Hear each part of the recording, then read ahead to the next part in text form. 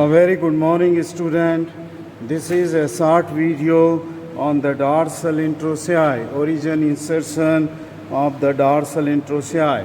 I have dissected it from the dorsal aspect, the dorsal interossei, instead of dissecting it from the palmar aspect. As I told you in the last video that this is a female body with very weak muscles, okay, thin, fragile muscle.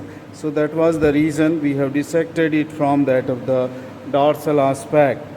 Now there are four dorsal interossei from radial side or from lateral side. This is the first dorsal interosseus, this is the second, this thin one is the third one, and this is the fourth dorsal interossei. Now they are inserting towards the middle finger, okay, from the lateral side as well as from the medial side. The axis of the hand passes through the middle finger, and then the first and second they are inserting onto that of the medial side. That means the first is inserting onto the base of the proximal phalanx of that of the index finger as well as to the extensor expansion.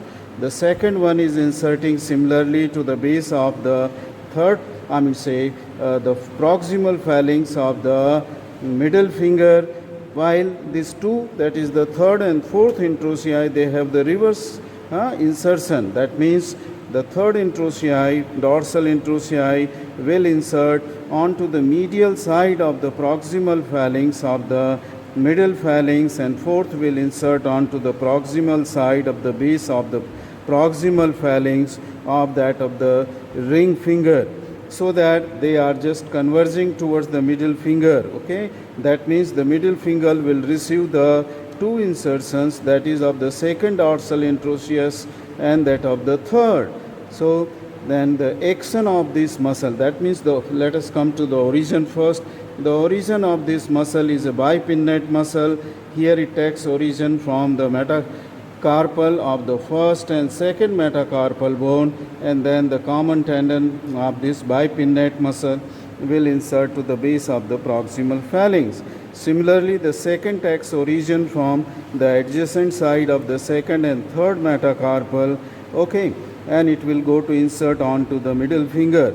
The third similarly will take origin from the adjacent side of the third and fourth metatarsal, and it will insert here. That means this is receiving the two dorsal interossei insertion, that is the middle finger, and the fourth interossei will attach onto the ring finger, okay, and all four are the bipinnate muscle. So their action is the abduction, okay. That means they will just spread the fingers. Fingers will go away from that of the middle finger, that is the second index, then the ring and the ring finger. Now alternatively this middle finger can also abduct or adduct depending on second or the third interossei is acting. Now supply of this all dorsal interossei is the deep branch of the ulnar nerve. Now this completes the dissection of the dorsal interossei. In the next short video I will tell you about the tendons which are present deep to that of the extensor retinaculum in different compartments. Thank you very much for watching this video.